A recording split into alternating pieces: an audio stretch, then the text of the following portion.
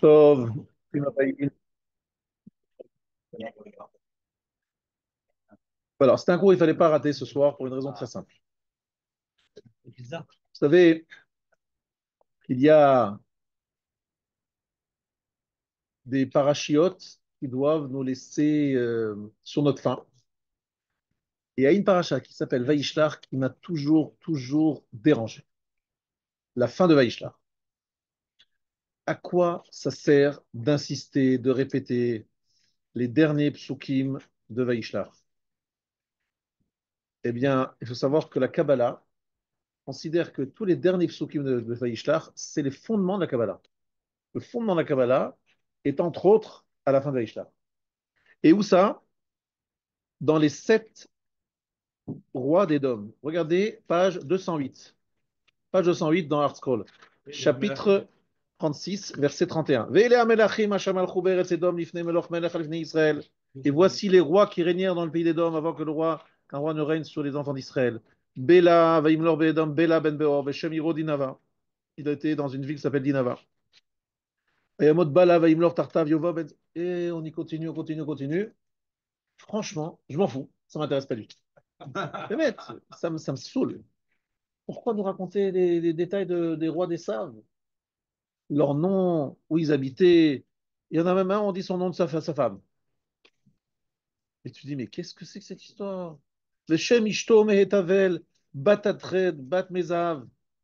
Le nom de sa grand-mère. Mais c'est quoi ce truc? Franchement, c'est Esav. On va lui donner tellement de kavod à Esav en rentrant dans les détails des noms des rois et des machins, des trucs.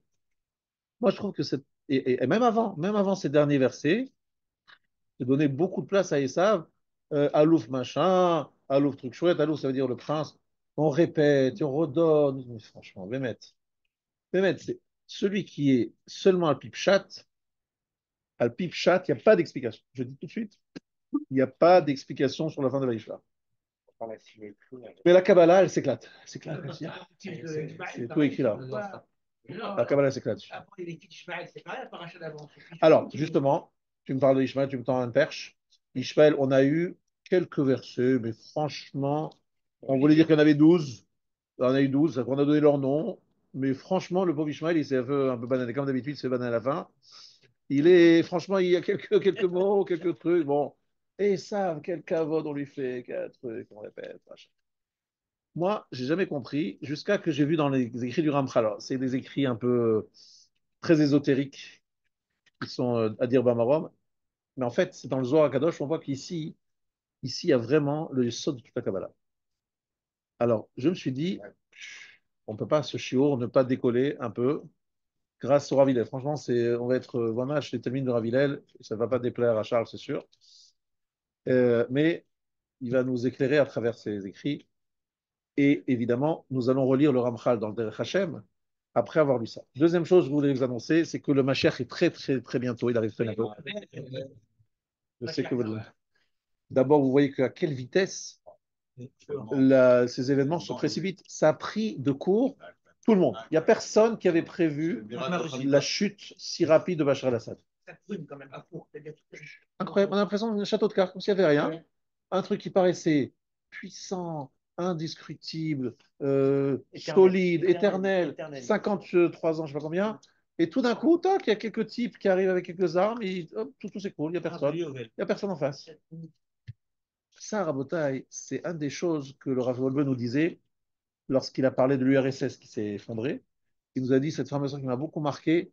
C'était encore une fois dans une sikha à la fin d'un Shabbat, dans les années évidemment concernées, c'est-à-dire dans les années 89, 90. Qu'est-ce qu'il disait là-bas? Veya, comment ça s'écrit? Veyavir et même Shelet Zadon min haaretz, vechol ha'ashan, vechol ha'risha, ke ashan tichle. Toute la méchanceté disparaîtra comme la fumée.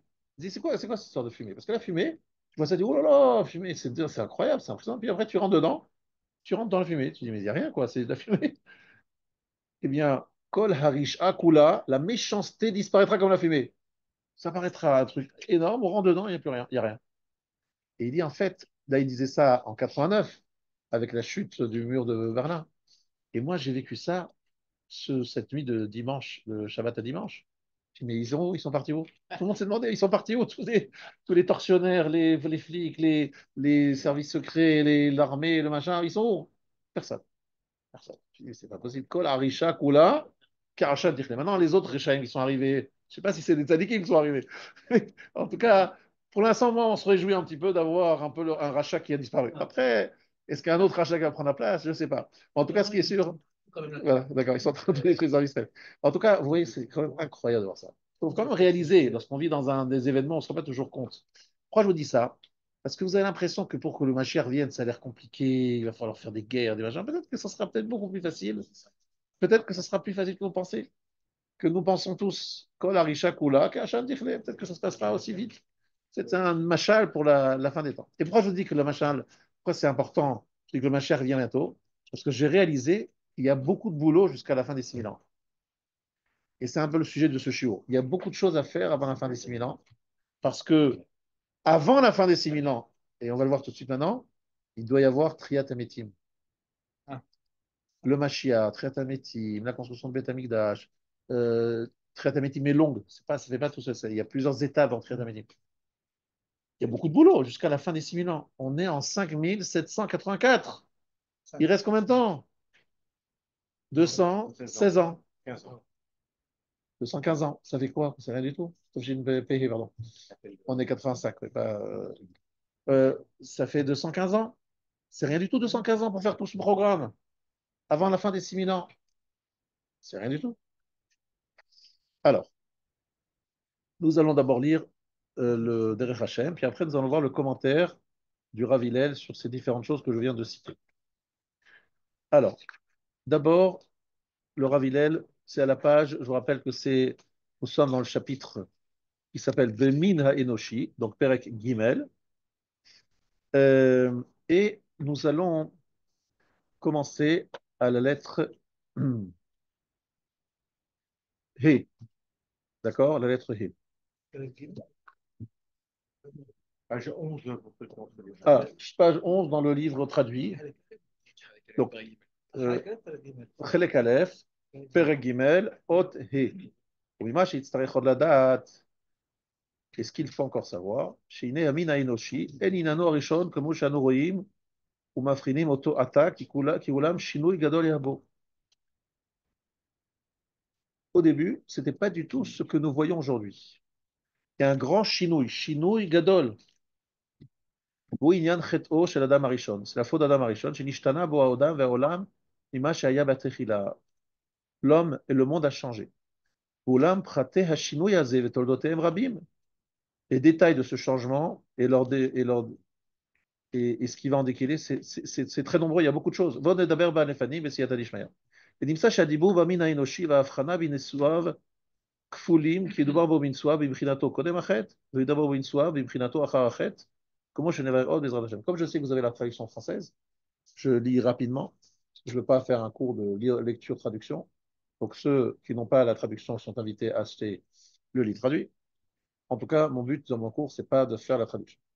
Donc, en deux mots, ce que dit le Rav, il dit tout simplement qu'il y a deux choses à apprendre avant la faute et après la faute. Et franchement, j'ai appris quelque chose de tout nouveau et j'ai un peu honte de le dire. Très franchement, j'ai honte. C'est que la fin des temps se fera que lorsqu'on sera revenu à l'état d'Adam Arishon avant la faute, ça c'est une évidence, mais qu'on aura de nouveau le même Nisayon d'Adam Arishon. On va nous remettre. En fait, c'est comme si l'histoire va revenir après avoir fait un long détour à l'état du départ. Donc, on va se retrouver devant les fautes et ce moment-là, il va falloir résister. Et ça sera Borajam Lépien, donc on va résister.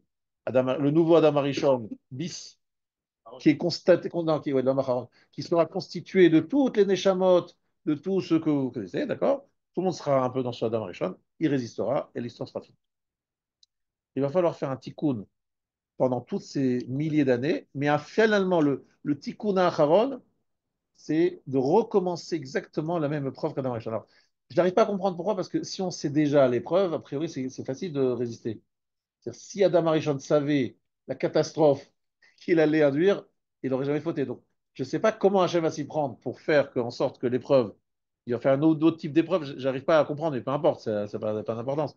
Mais en tout cas, il va falloir à la fin des temps qu'on se retrouve exactement comme Adam Arishon, juste avant ta faute. Et à ce moment-là, on résiste. Et à ce moment-là, on dit, ah, je vais dire avant, ça y est. On ferme l'histoire. On ferme l'histoire. On ferme l'histoire, c'est arrêté.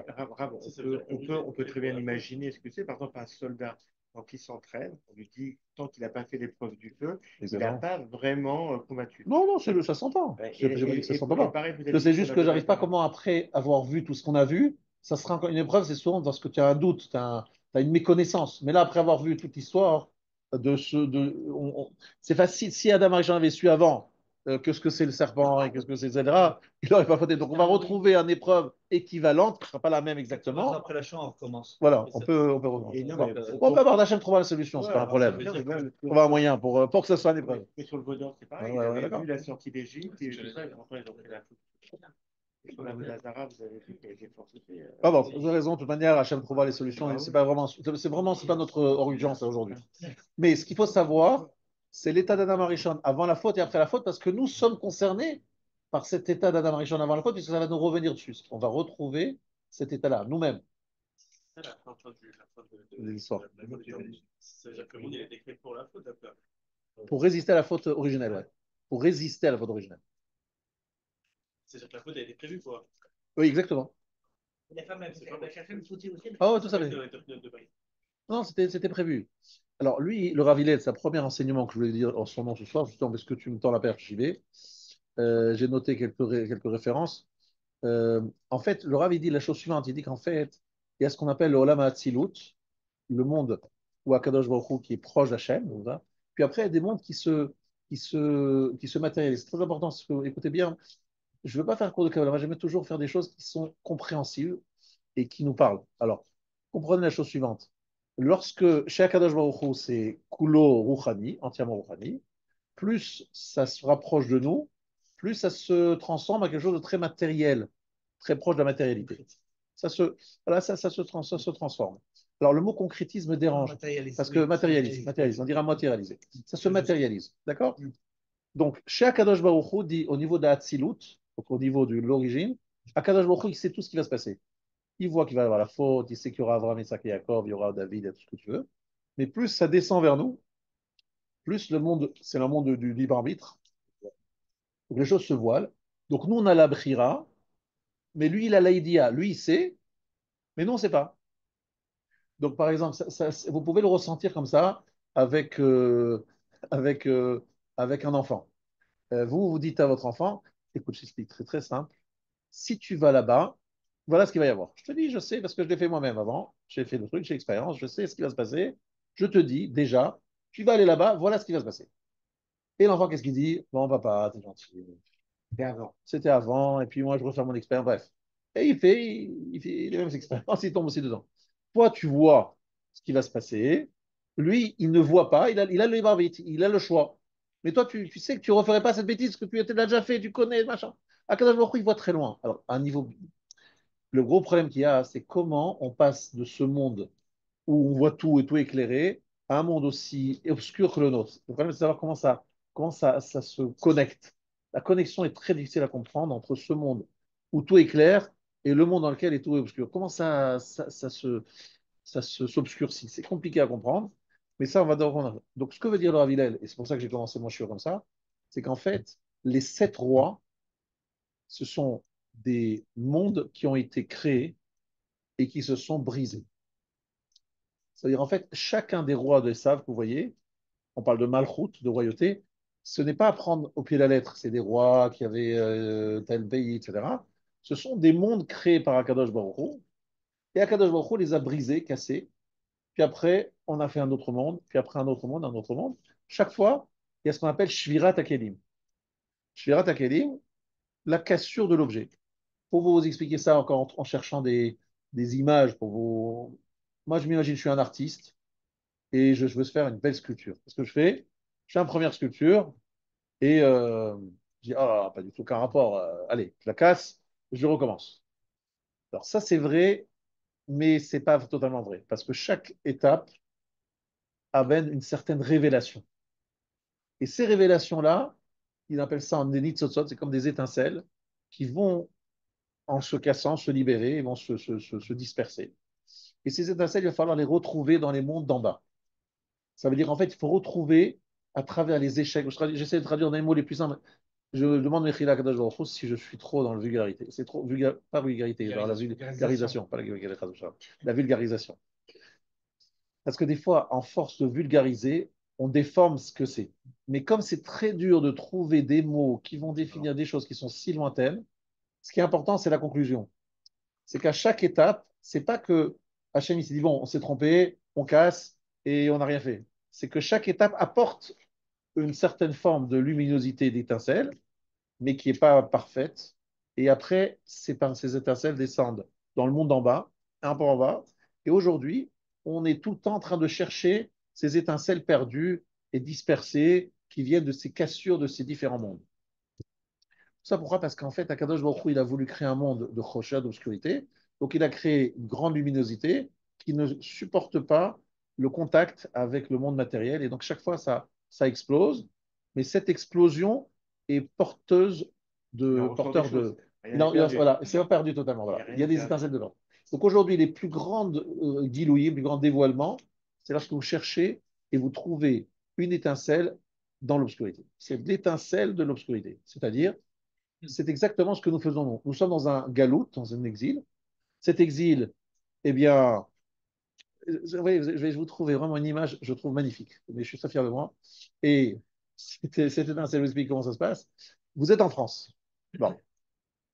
Quelle est la nature du français? On ne va pas rentrer dans le détail. Un râleur. Et il reçoit beaucoup, mais il ne touche jamais en. Voilà. Donc, vous allez faire une longue liste des qualités et défauts des Français, n'est-ce pas? Non, non, les qualités, c'est pas. C'est pas long. Les défauts, c'est long. D'accord, encore mieux. Très bien. Alors, donc, tu es ici en France, tu observes les choses. Maintenant, qu'est-ce qui se passe? Tu te demandes pourquoi Kadosh Baruch Hu m'a mis en France. Pourquoi il y a des Juifs en France? Pourquoi il y a des Juifs en Angleterre? Pourquoi il y a des Juifs en Hollande? Chaque Juif, et moi je voyais ça à la Yeshiva, c'est très impressionnant de voir ça. Dans la Yeshiva, tu as des Juifs qui viennent du monde entier et qui étudient au même moment la même Gemara. Mais la question de l'argentin et la question du français et la question de l'allemand ou la question du suisse ou de l'italien n'est pas la même. C'est très intéressant de voir ça. C'est que le Rav qui est dans le chiot, il dit le français, je sais quel genre de questions il va me poser. Je sais déjà.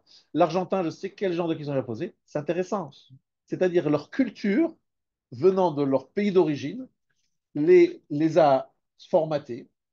Et lorsqu'ils se causent tous, se font, même un shiur en Israël, à Yerushalayim, un très grand rave, chacun avec sa formation ou sa déformation, il a une grille de lecture et un enrichissement intéressant parce que le français, il va avoir une certaine approche, parce qu'il y a aussi une qualité chez les Français, par exemple, c'est qu'on apprend la philosophie. Donc on apprend pas mal de réflexions, par l'époque en tout cas, on apprenait à réfléchir, et en tout cas, c'est vrai que ça donnait à l'étude des questions que les Israéliens ne se posaient pas.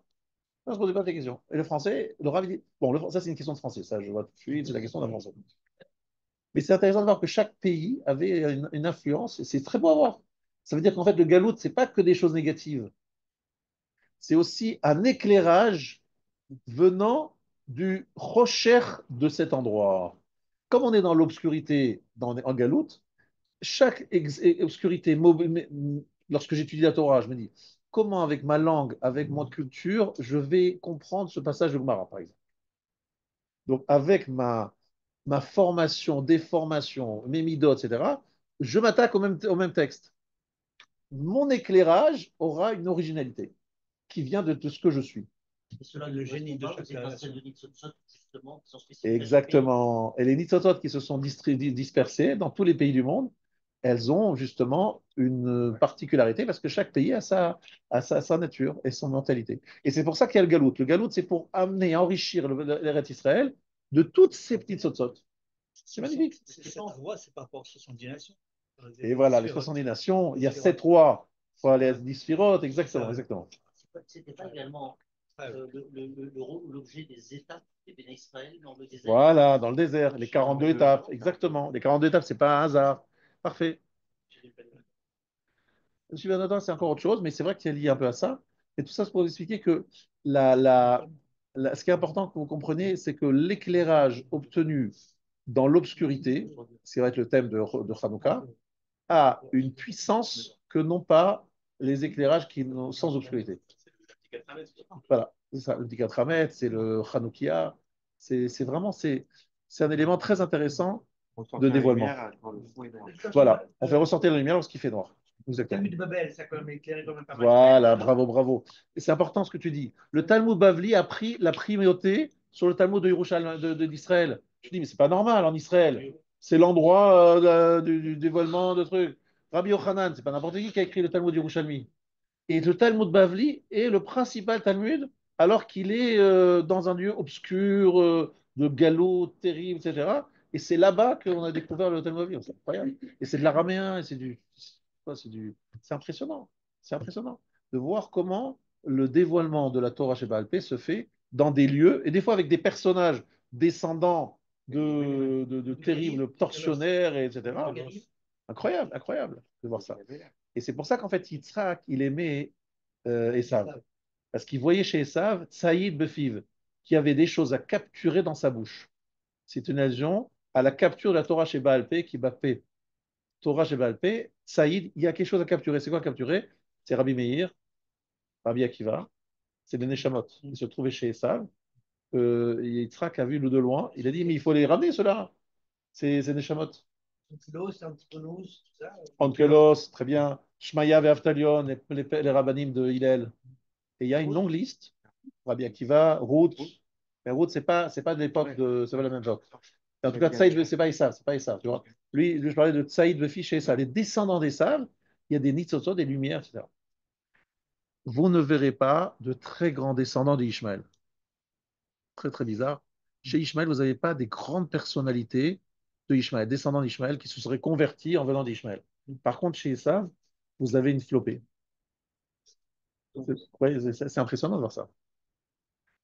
C'est un demi-frère, c'est un frère jumeau. Pardon? Là, c'est un frère jumeau, c'est un demi-frère. Exactement. Un, c'est un frère jumeau, et l'autre, c'est même pas un demi-frère, Oui. c'est le fils de la servante. Alors que là, c'est vraiment un frère jumeau de. Alors, je reprends ce que je dis ici. Qu'est-ce qui s'est passé entre avant et après la faute? Iné, Adam Arishon, je suis dans la lettre Vav. Adam Arishon Beit Yetzirato, au moment où il a été créé, Hayam Mamash Beoto Amatzav chez Zacharnu Adena. Il était vraiment dans la situation que nous avons citée.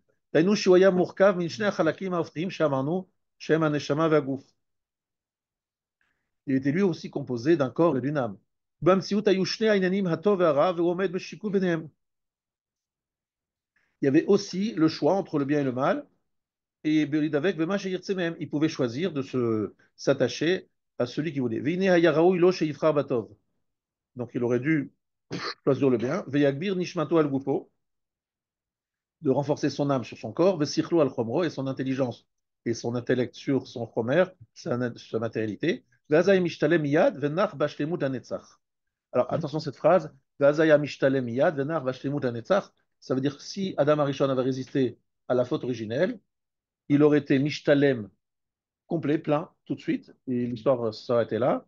Venach se serait reposé, Bashlemut, dans sa plénitude, l'Anetzach, pour toujours. Donc en fait, on a raté l'occasion, tout simplement, d'éviter tout ce long détour des 6000 ans. Il aurait résisté à une faute, il y avait dedans le condensé de tout le mal du monde. Et il y avait dans son corps le condensé de toutes les neshamot que nous sommes aujourd'hui. Alors, je ne sais pas de quelle partie de Adam Arishon vous venez, mais comme vous venez, mais je vais vous dire tout de suite, je vais être un peu vous décevoir. Peut-être que vous avez une idée plus belle de vous-même. Eh bien, je vais vous décevoir.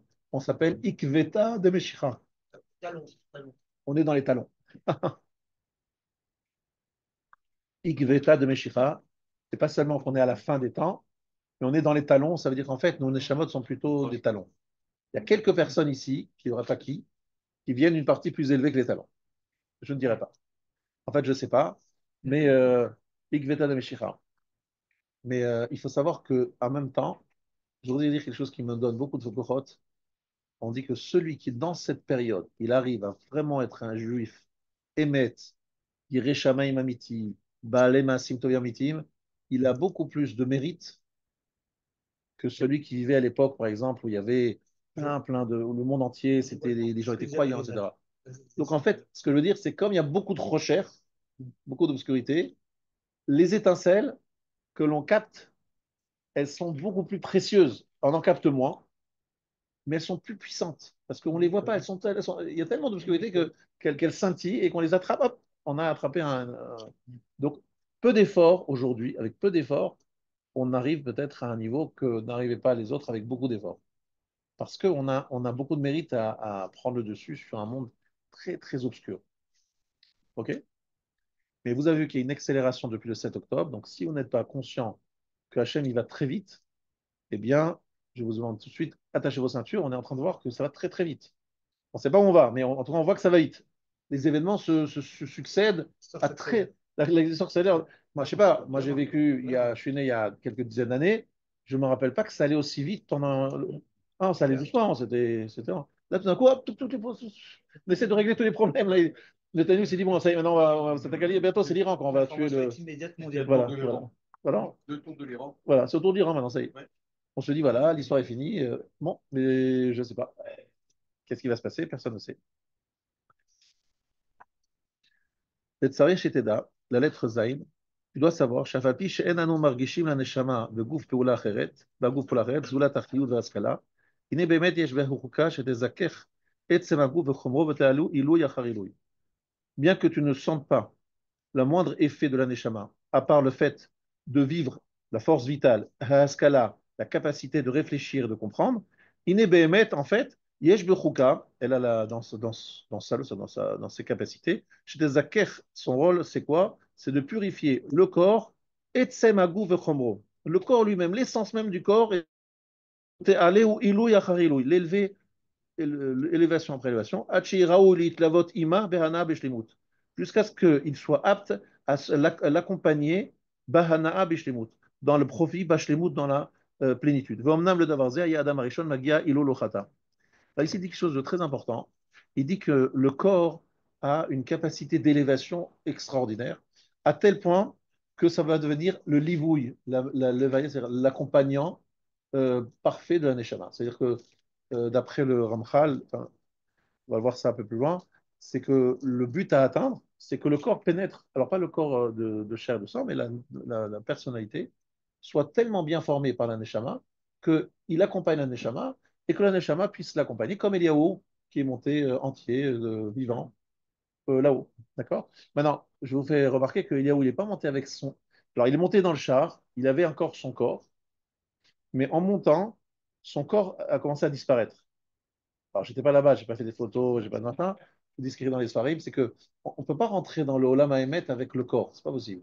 Donc, quelque part, le corps s'est effacé, mais le corps était d'une telle puissance, d'une telle kudusha, qu'il y avait beaucoup de choses qu'il a pu amener avec lui.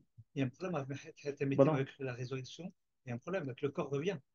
Et le voilà, corps revient. ça arrive. Non, c'est le père qui arrive, non, ça arrive. Après, on va en parler dans quelques instants.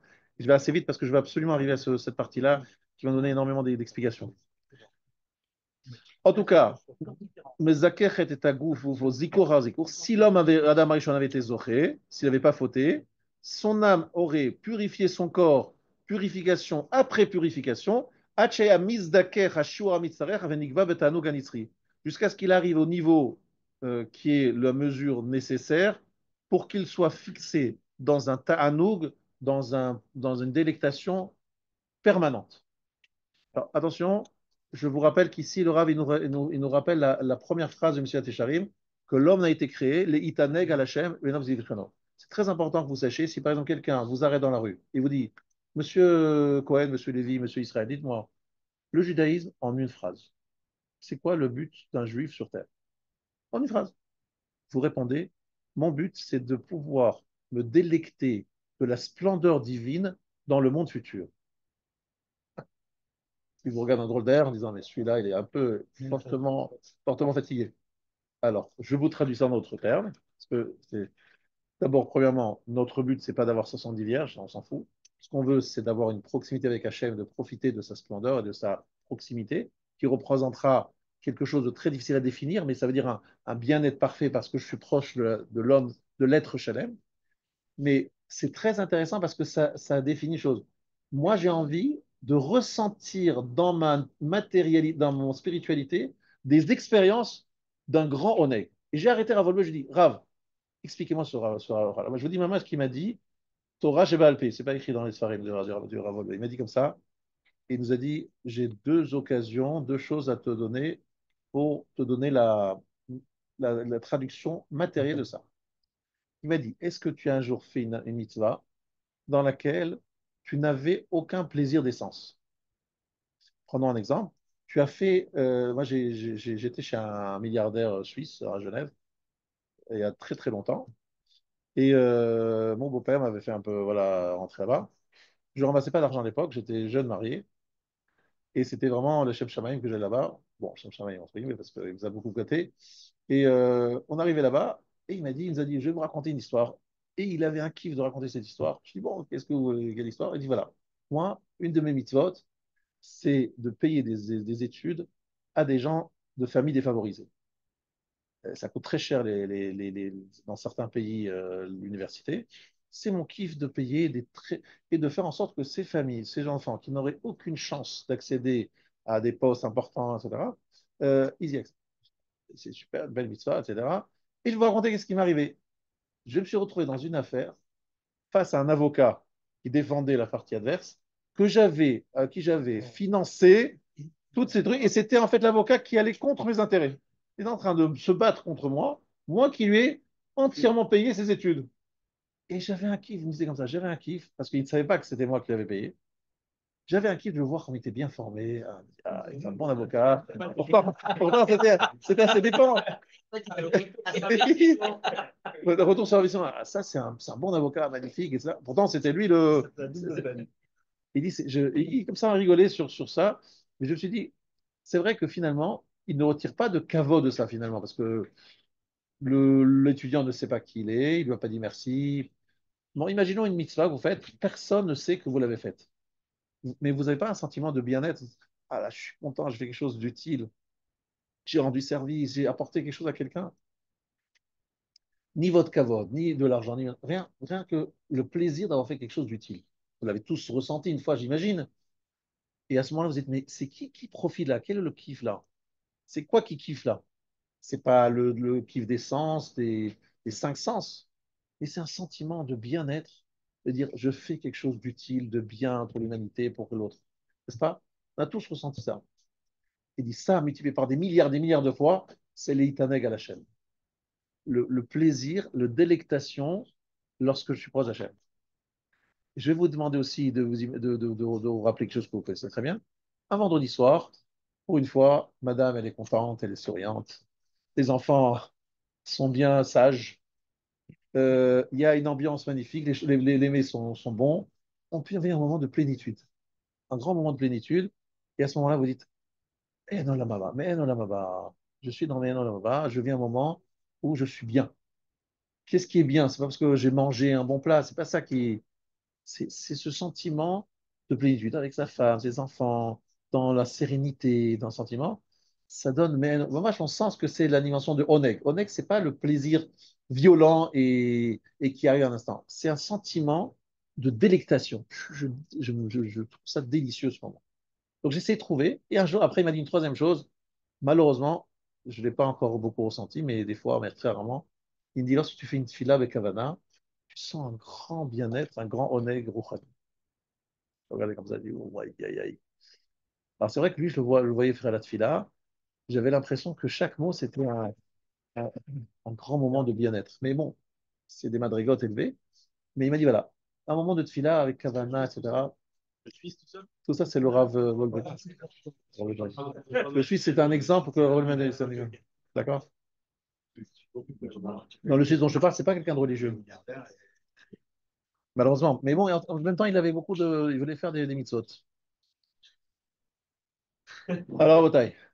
Donc maintenant, ce que je voudrais ici, c'est que si vous avez compris que ça, c'est le but de l'Itaneg à l'Hachem, le but, c'est d'arriver au ta'anug mitzri, à la délectation permanente et éternelle. Et Kevan Shechata Adam Arishon, lorsqu'Adam Arishon a fauté, Nishtanu Advarim Shinui Gadol, les choses ont changé. Vous qui ne batrila ayob abriya haresronot shayu, au moment de la création, il y avait des défauts, hein, des manques. C'est-à-dire de façon à ce que l'homme soit dans une situation de shikul, c'est-à-dire de choix équivalent.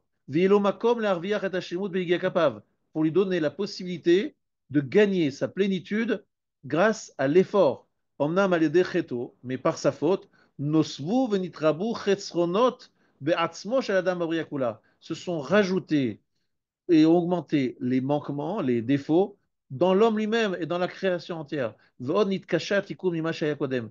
Le tikkun est devenu encore plus dur. Alors c'est un point très étonnant. C'est-à-dire qu'en fait, suite à la faute d'Adam Arishon, le challenge est devenu plus compliqué. Il y a plus de chisronot après la faute qu'avant. Plus de mérite. En fait, Adam Hachon avait un niveau bien supérieur.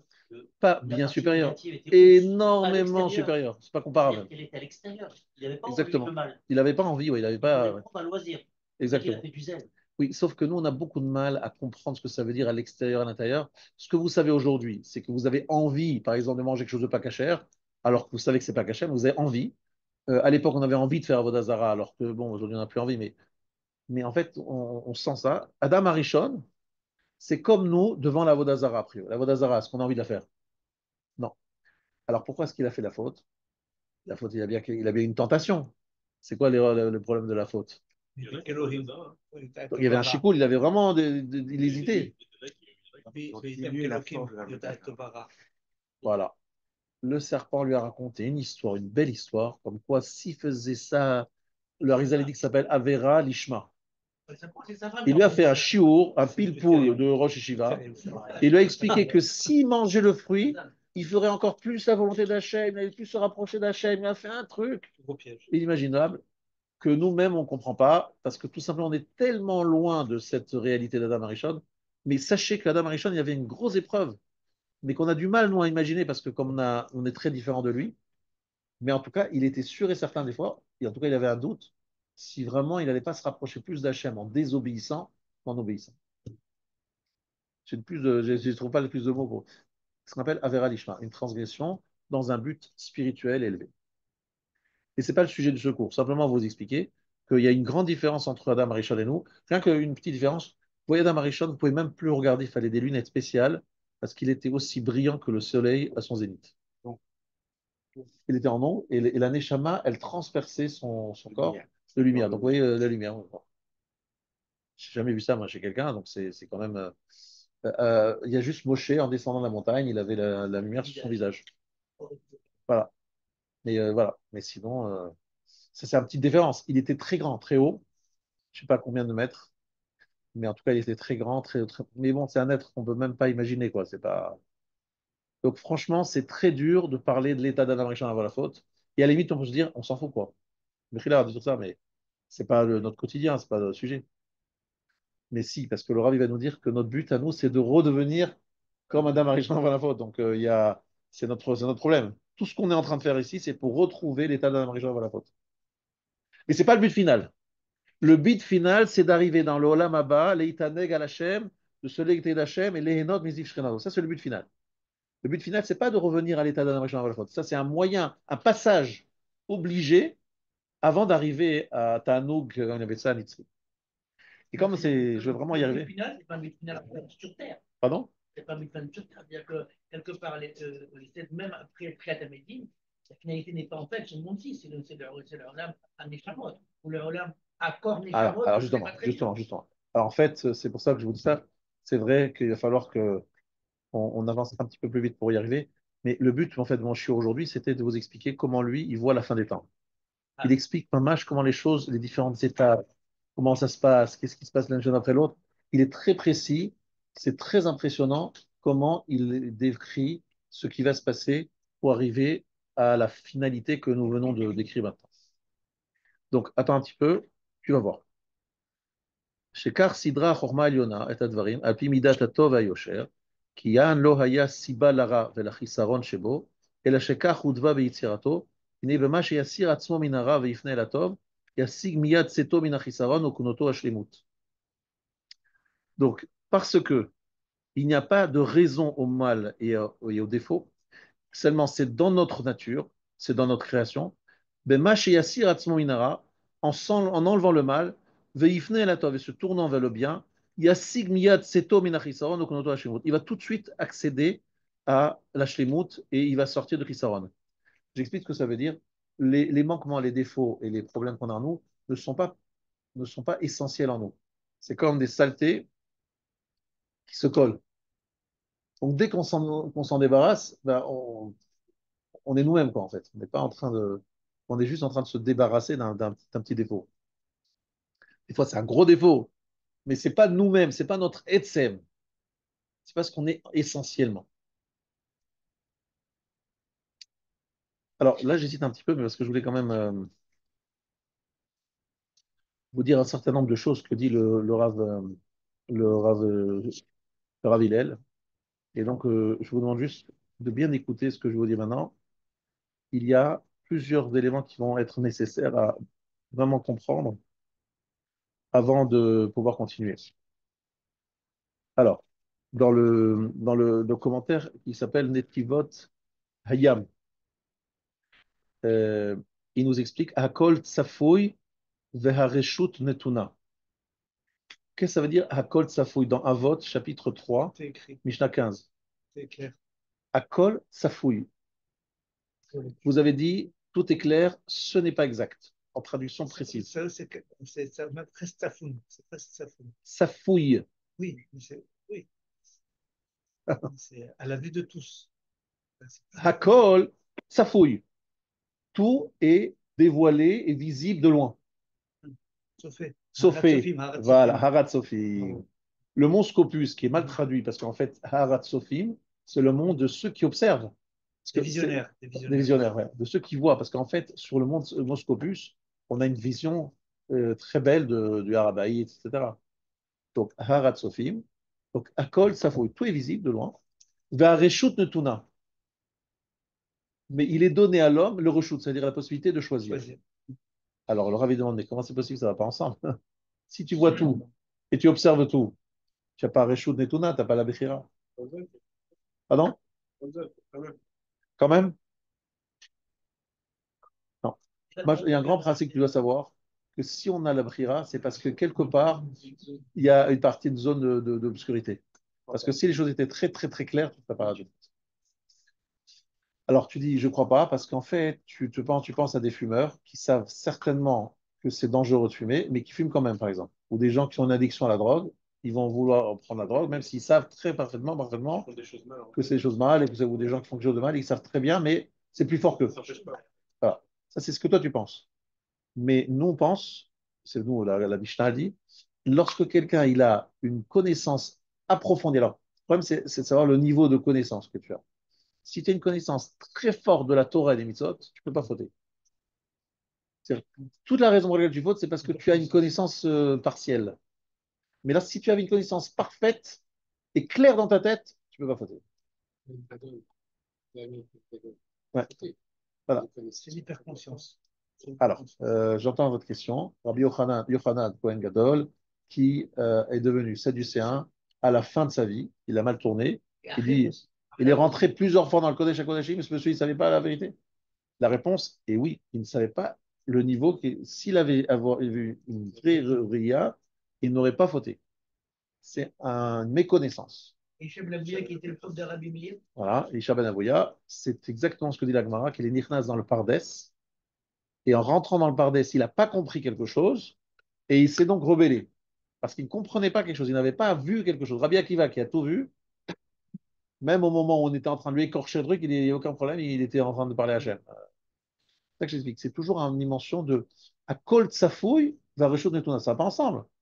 La réponse, dit-il, il dit cette stira. Le Harizal nous dit qu'au niveau de la Hatzilut, c'est-à-dire à Kadosh Baruch Hu, il te fait ta kol, mais nous, au niveau bas, à Reshut Netuna, on est en train de tâtonner parce qu'on n'a pas la vision qu'il a lui à Kadosh Baruch Hu d'en haut. C'est pas le sud de temps. Oui, c'est voulu à Kadosh Baruch Hu. Mais ce qu'il faut comprendre, euh, là, c'est pour ça que je cite Rabbi Hillel, c'est pas pour ce que je viens de dire maintenant, c'est pour ce qui va maintenant. C'est l'Ayara, Trav Gimel, et j'aimerais qu'on la comprenne bien, parce que c'est assez incroyable ce qu'il va dire. Donc, et je vous demande de bien être concentré maintenant. Alors, vous avez Elazar ben Dourdaya. Il devient qui Elazar ben Dourdaya? Ça devient Rabbi Elazar ben Dourdaya. Bon. Vous savez que celui-là, il a fait les pires avérotes, il allait.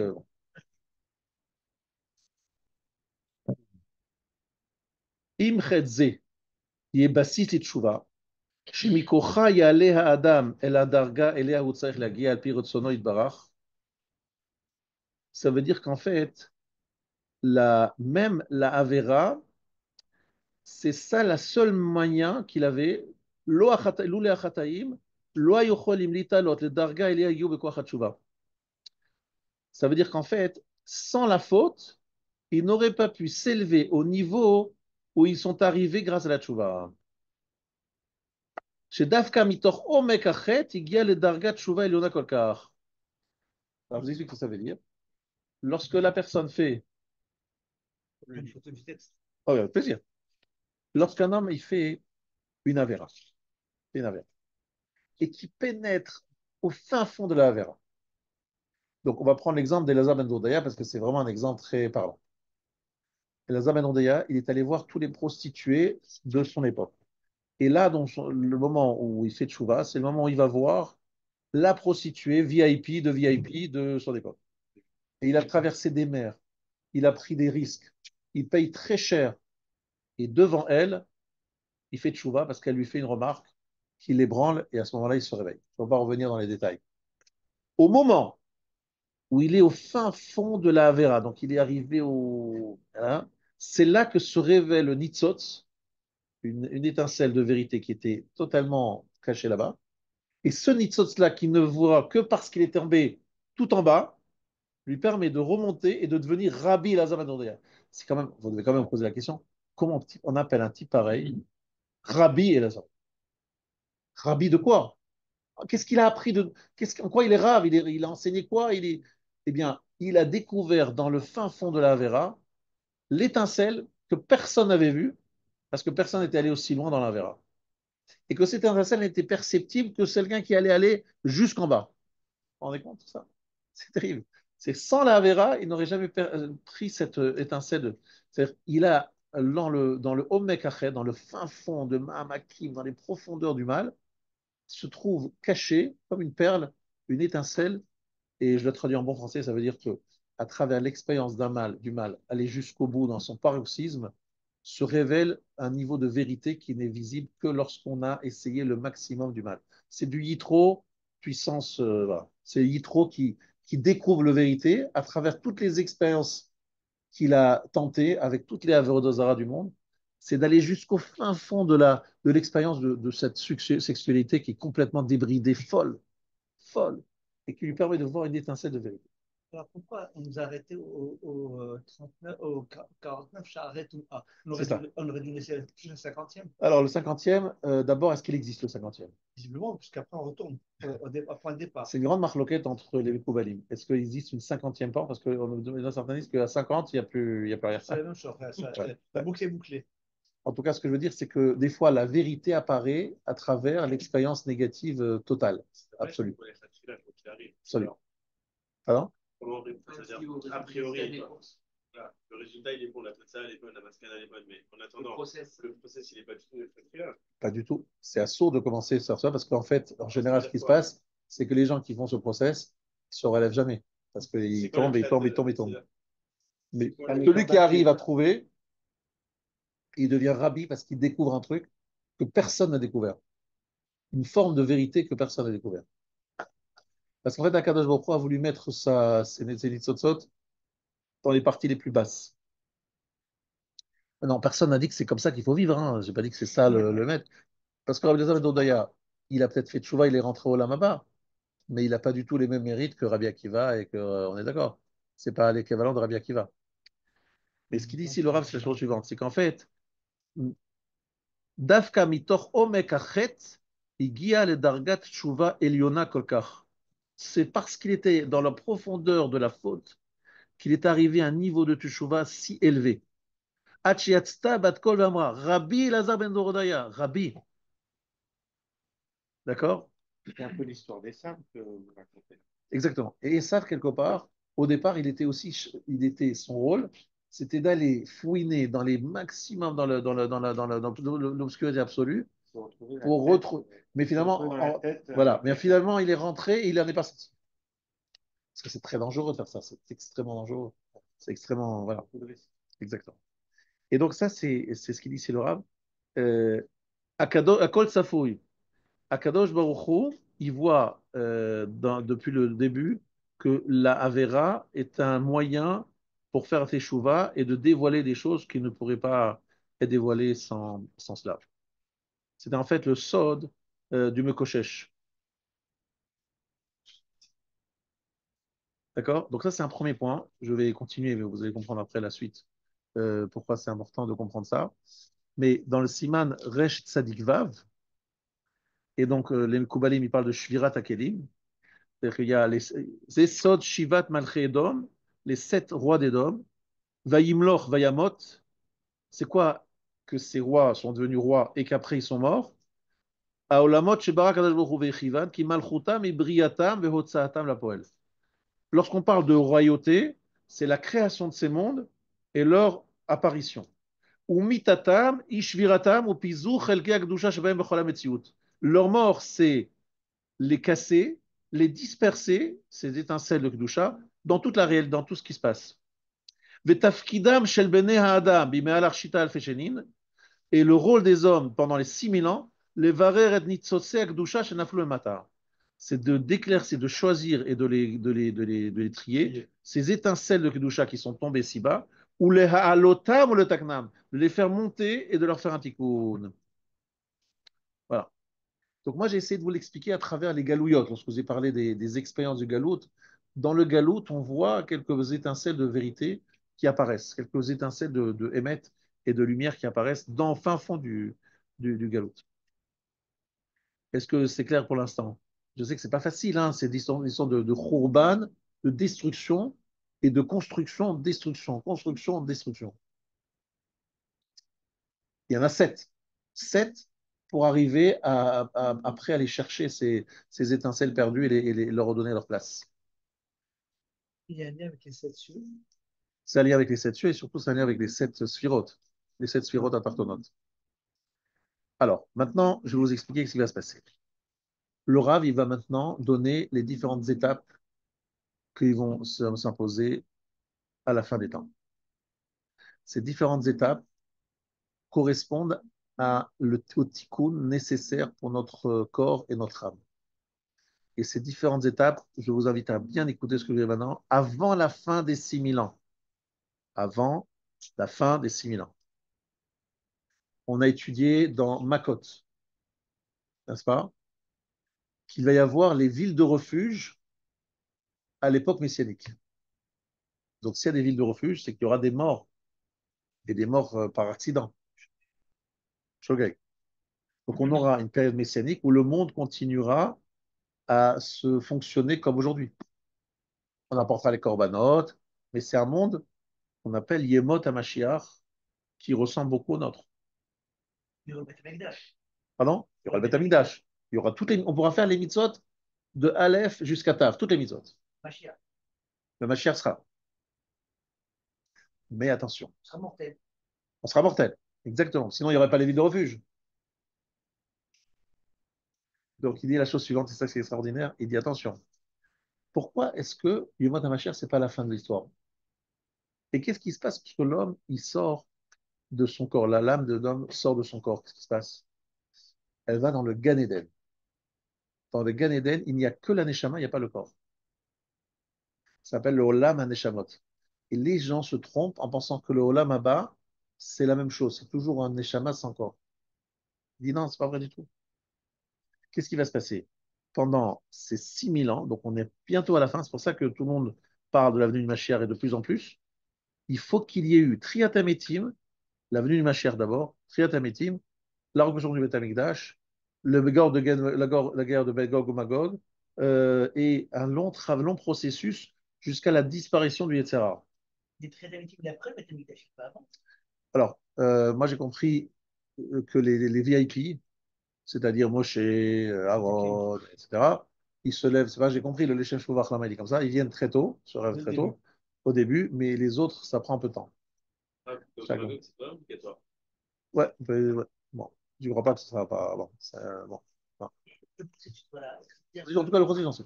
Pourquoi je dis ça? Parce qu'en fait, le Rav, il veut montrer, et surtout, c'est la suite qui m'intéresse. À quoi ça sert Triatametim? À quoi ça sert?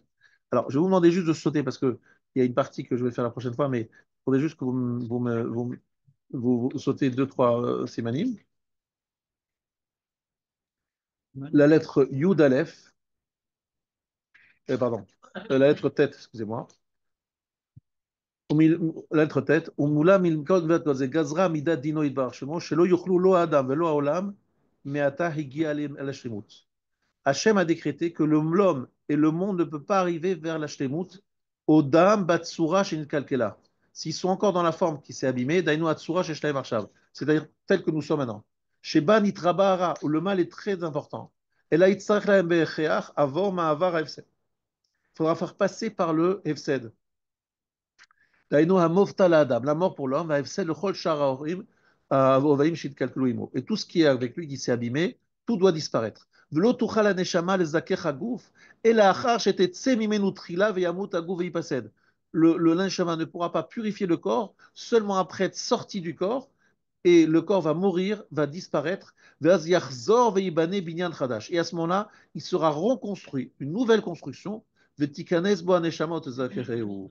Et la neshama rentrera en lui, et elle va le purifier. Vous savez que je pense à ça souvent pendant la Hamida. C'est écrit Memit ou Mechaye, ou Matzmiach Yeshua. C'est intéressant. Memit, Mechaye, Matzmiach Yeshua. Qu'est-ce qu'il va, Kadosh Baruch Hu? Il veut nous sauver. Le problème qu'il y a, donc, c'est quoi nous sauver? C'est nous amener dans le Maba, c'est ça le. Et il dit, oh là là, mais le corps que nous avons aujourd'hui, impossible, incompatible totalement. Donc il nous dit comme ça, Memit, je tue, Mechaye, je fais revivre, Matzmiach Yeshua. Et là, Yeshua est là. Pourquoi? Le corps c'est revenu à son origine, donc revenu à la terre. Je reconstruis, et là un corps beaucoup plus pur, entre guillemets, beaucoup plus propre. Une neshama reboostée, parce qu'elle est venue dans l'Olam Neshamot, je l'ai reboostée. Elle rentre dans le corps, elle, elle lui en donne une force spirituelle incroyable. Et là, on commence à être compatible avec le monde d'après, qui s'appelle le Olam Haba. Vous avez compris le principe? Si après on va redétruire le monde. Absolument. Et lorsque Hachem va détruire le monde, nous serons en suspension, les tzadikim, les gens qui ont ce route de rentrer dans le Hamaba, en suspension pendant 7000 ans. Qu'est-ce que ça veut dire suspension? C'est le seul mot que je trouve, mais tu as compris, ça va, on n'est pas comme ça dans les airs en train de voler, mais c'est une forme d'expression française. On survivra à la disparition du monde, on sera quelque part, et une fois que les 1000 ans seront passés, il y aura un nouveau monde qui s'appelle le Olam Haba qui va être créé. Pourquoi faire créer Tametim, pas juste attendre Voilà. la fin des 6000 ans, créer ce nouveau monde et nous ramener. Très bien. Pourquoi nous faire revivre avant? Pourquoi nous faire revivre avant? Très bonne question. Et là, il répond à ça. Tu me laisses juste continuer, après on va voir ce qu'il va le dire. Alors,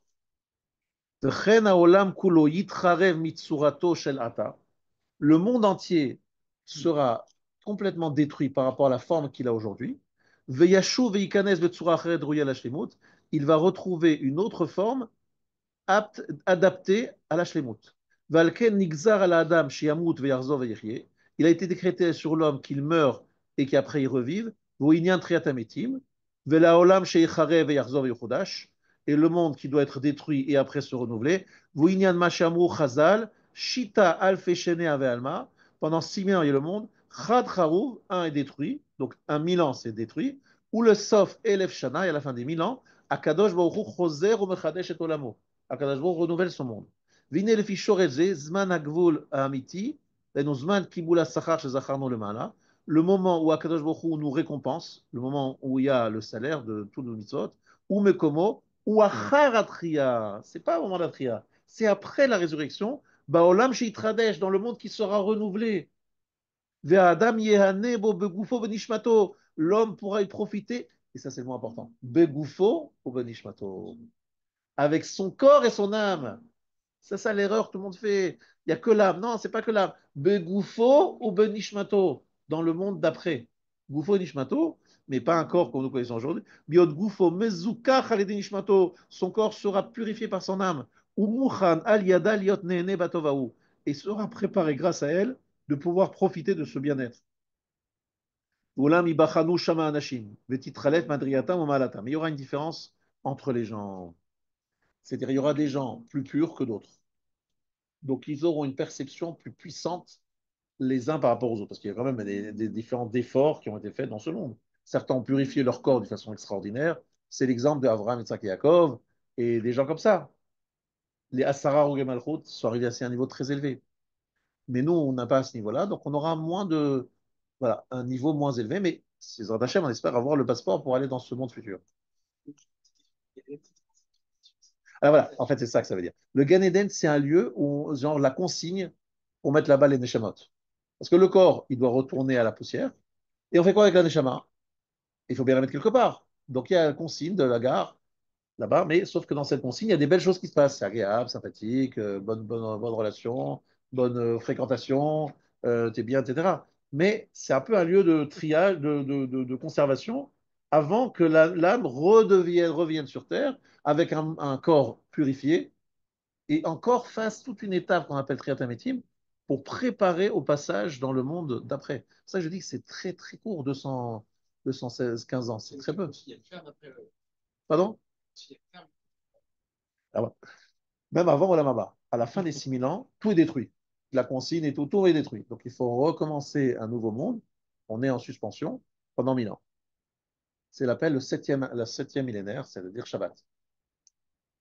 Et après le huitième millénaire, là, tu reconstruis tout. Et là, c'est le moment Olam Asara. C'est là. Mais là, tu viens avec ton corps et avec ton âme. À quoi ça sert Triatavetim? À purifier encore le corps, à le faire encore élever. Parce que une fois qu'on a purifié dans la tombe, une fois qu'il se relève, la Neshama doit continuer à l'élever. Moi, j'ai Mais une compris. Neshama, elle n'a pas fait, elle peut pas avoir fait plusieurs fois. Non, alors chaque Neshama, elle a un corps, même si c'est la même racine. C'est-à-dire, même si par exemple tu es revenu plusieurs fois, si tu es revenu plusieurs fois, tu as des sous-branches, des sous-Neshama. Par exemple, je te vois avec, imaginons que tu as un jumeau, ou tu vois ton frère. Je dis, tiens, c'est bizarre, ils se ressemblent, ceux-là. Donc, on verra par exemple des gens qui se ressembleront beaucoup parce qu'ils ont une neshama qui a le même shoresh avec des, pas des, t'as compris, c'est la forme du corps, peu importe peu, mais on sentira qu'ils ont des proximités de nature, comme deux frères, de vrais frères, quoi, ou deux frères jumeaux, etc. On sentira qu'ils sont proches, mais ils sont différents quand même. Mais à quel âge on est adulte Bon, ça à n'a pas longtemps, je crois que c'est 30 ans d'après ce que j'ai vu. Pardon, c'est 30 ans. et en bonne santé tout le monde. Ouais. Mais tout le monde n'a pas le droit de traiter un métier. Parce que tout le monde n'est pas. Alors, si, à la fin de Triatamétim, la fin du Triatamétim, c'est tout le monde, même Hitler, c'est pourquoi? Parce qu'à ce moment-là, il faut le juger pour la fin des temps. Mais ça, le jugement dernier, c'est. Et après, on revient en éternel, non? On meurt à nouveau? Alors voilà, ça, c'est une marloquette entre le Rambam et le Ramban, il faudrait que je l'explique. Qu'est-ce qui va se passer après Triatamétim? Mais vous avez compris que Triatamétim, c'est aussi un acte de purification. C'est encore des élévations. C'est encore une préparation. L'association du corps avec l'âme. C'est ça, mais où il s'élève encore, jusqu'à arriver à un stade où on est compatible avec Olam Haba. Et pas qui est compatible. La Neshama, elle est compatible, c'est sûr, mais le corps est compatible avec Olam Haba. Et à ce moment-là, on dit voilà, stop, ça y est, on a fait le boulot, on a rendu compatible un corps qui était un être totalement matérialiste, et on l'a rendu compatible avec le Olam Haba. Ça, c'est la fin de l'histoire. Et ça, c'est possible qu'après Triatamétim. Parce qu'on est tellement loin, tel qu'on est maintenant, qu'il faut d'abord qu'on revienne à la poussière. Même quelqu'un qui sera là au moment de Mashiach, par exemple, il faudra qu'il meure un moment pour se relever. C'est pas possible qu'il y ait un personnage, à part si le tzaddik adore, qui peut aller directement dans Triatamétim, sans Triatamétim, sans la mort. C'est Mémit, rappelez-vous cette phrase. Mémit, il tue, Mechaye, il fait vivre, ou Matzmiach Yeshua, et il fait apparaître la Yeshua. Grâce à quoi la Yeshua vient? Parce qu'il a été Mémit ou Mechaye. C'est grâce à ça que la Yeshua arrive. Ah, vous avez dit qu'après Triatamétim, il y a encore le Yetzirah. Ouais. Comment on va faire pour réussir à purifier notre corps inévitablement alors qu'il y a encore ce danger Alors, en fait, à un certain stade, le Yetzirah, il disparaît complètement. À un certain stade, pas tout de suite au début du Mot HaMashiach, mais après un moment, il disparaît complètement. Finalement, on arrive à atteindre l'immortalité ou non? Oui, alors, l'immortalité, elle vient lorsque ton corps, grâce à Triatamétim, s'élève à un niveau où il rentre comme Eliyahu Hanavi, il est aussi éternel, pourtant il n'est pas mort. Donc il y a une partie de lui qui reste pour l'éternité. Alors pourquoi est-ce qu'on dit ça prolonger tes jours? Pardon?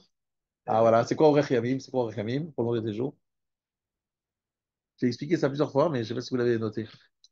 Non, mais. Non, j'avais dit, c'est Rav Shapira qui m'a expliqué ça. Il m'a dit qu'Orech Yamim, ça veut dire que le jour, c'est qu'en fait, lorsque tu. Là, par exemple, je fais une mitzvah, par exemple, de faire la bracha. Ce moment-là de bracha, Orech Yamim, ça veut dire que cet instant-là, il est éternel. Comment il est éternel? C'est que dans le Olam Haemet, il se transforme en, on appellera ça, j'ai obligé de trouver des mots, mais c'est un peu enfantin, en par exemple un ange sympathique, et il m'accompagne dans l'Olam Haemet. Je cherche à trouver des trucs, mais ça veut rien dire, c'est pas comme ça, mais c'est une force spirituelle qui fait partie de moi et qui me quitte plus et qui me donne un plaisir éternel. C'est pour ça que je vous dis tout de suite, hein, on va regretter, mais vraiment, hein, je le sais déjà moi-même aussi, hein, on va tous regretter fortement toutes les occasions de tfilot, de brachot, où on a fait les choses n'importe comment, on verra le voisin d'à côté qui a fait les choses comme il fallait, il sent vraiment une force spirituelle beaucoup plus puissante lorsqu'on investit dans la kavana des choses. C'est aucun rapport, c'est aucun rapport. Déjà, on prend le temps pour faire la tfila, déjà, on prend le temps pour faire. C'est aucun rapport si tu fais une chaven et tu vas me chaven. C'est aucune. Parce que là, c'est une puissance spirituelle énorme. L'autre est beaucoup moins fort. C'est un peu décourageant, Raph, que vous, ça dit. C'est vraiment, c'est qu'est-ce qui est décourageant. Hein? Et pour Oui. tout le monde, hein, mais vous imaginez. C'est- Moi, j'ai vu des gens faire une cabane à tefila. Moi, par exemple, j'ai vu des vrais tzadikim faire des vrais brachot, des vrais tefilot. Je me dis, franchement, on est très, très loin, quoi. Très, très, très loin. Mais il y a quand même un minimum, on va dire. Minimum syndical. Il y a un minimum syndical. Maintenant, par exemple, à Rav Hillel, par exemple, je l'ai vu faire des brachot. Il a des fois des livres qui tournent, des cavanotes de trucs. Mais on ne nous demande pas, nous, d'avoir les cavanotes kabbalistiques. Ça, c'est que des gens spéciaux. Nous, ce qu'on veut simplement, bien penser ce qu'on fait, ce qu'on dit. Bref, vous avez compris maintenant que Triat Hametim, c'est le seul moyen pour faire entrer le corps dans Olam Haba. Parce que dans l'Olam Haba, il faut que le corps soit toujours présent. Et ça, c'est un grand chidouche que le Ramchal développe énormément parce qu'il dit que toute élévation et avancée ne peut se faire qu'à travers un duo. Il faut que l'un influence l'autre. La Neshama s'élève parce qu'elle influence le corps. Si elle n'a plus personne à influencer, elle n'avance pas. L'être seul. Le sod de la Gemara dans Makot qui parle de la gravité d'étudier seul, il se trouve ici. C'est-à-dire que je ne peux pas avancer sans être mashpia, sans donner, sans influencer. C'est ça qui me fait grandir, et moi, et la personne qui reçoit. Toujours, c'est ça la notion de Bereshit, de bête. C'est toujours une dualité avec l'un qui donne à l'autre et l'autre qui s'élève grâce au premier. Et celui qui donne, il s'élève parce qu'il donne. Il y a quel bruit, il y a le titre alors de la Collaboration, c'est avant tout ça ou c'est au moment de Créativité? Alors voilà, alors c'est une autre question. Je vous ai dit au début du shiur qu'il y a un moment où on revient à l'état de la avant la fête. Ça revient avant la fin des 6 000 ans. Pourquoi? Parce que le 6e millénaire dans lequel on est, c'est on refait le dernier jour de la création. Chaque jour de la création correspond à 1000 ans. Le dernier jour de la création, il y a la faute d'Adam Arishon. Donc, au moment où on va arriver à l'heure de la faute d'Adam Arishon, à ce moment-là, il faudra qu'on résiste. Et à ce moment-là, on passera dans le Shabbat. Parce que le Shabbat, ils n'iront pas à l'heure, tu vois, un peu avant. Pardon? Pardon? Si on refait la faute, Si on fait la faute, on ne refera. mais on ne refera plus la faute. On ne refera pas. On ne refera pas. Non. On connaît la réponse. Ouais, je connais la réponse. À Kol Safoun, je vois. Non, là-dessus. Malgré le serpent, 22 heures avant Shabbat. On ne verra pas la faute. 22 heures avant Shabbat, Voilà, c'est quelques instants avant Shabbat. peut-être que c'est pareil au niveau des années, 6000 ans, 6 jours. Voilà, il faut faire le calcul. Fais le calcul, tu verras des choses très troublantes. Voilà. Alors, je n'ai pas fini évidemment ce que j'avais prévu de faire, mais bon, je ne vais pas dépasser l'horaire qu'on s'est fixé. Mais juste est-ce que vous avez compris le principe? Que juste une dernière phrase qu'on va lire et après je vous laisse. Il dit euh,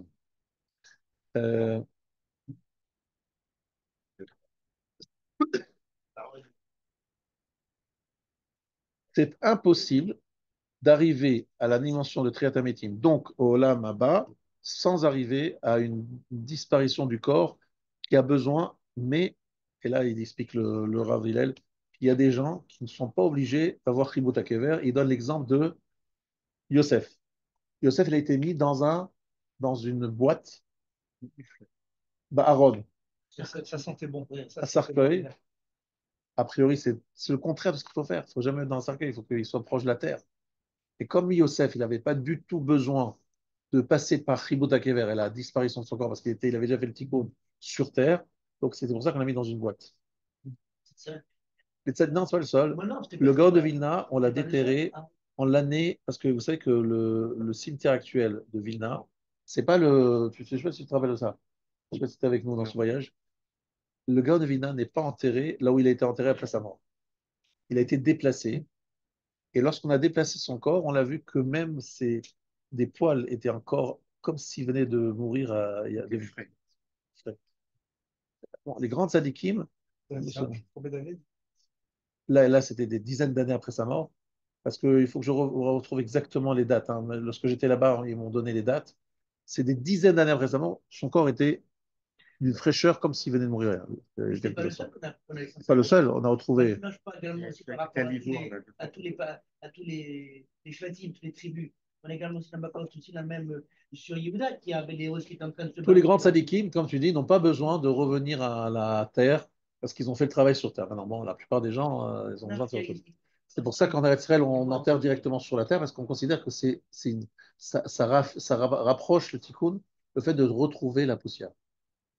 Mais après, on reconstruit le corps à l'identique, oui, mais pas à l'identique, justement, purifié. Mais on peut se reconnaître. Ah tiens, mais je te connais, toi, je t'ai déjà vu quelque part à l'air une fois. Mais c'est purifié, mais c'est le même, c'est un corps qu'on reconnaît. Mais une fois qu'on est dans l'Olam Abba, j'ai un doute si on peut se reconnaître. Mais j'ai pas d'informations parce que c'est écrit dans les Sfarim qu'on ne peut pas définir ce qu'est l'Olam Abba, c'est trop loin de notre perception très matérialiste. Ça, je sais pas. Qui mourra, revivra, verra. Voilà, c'est ça notre masque en conclusion. Allez, bonne soirée à tous.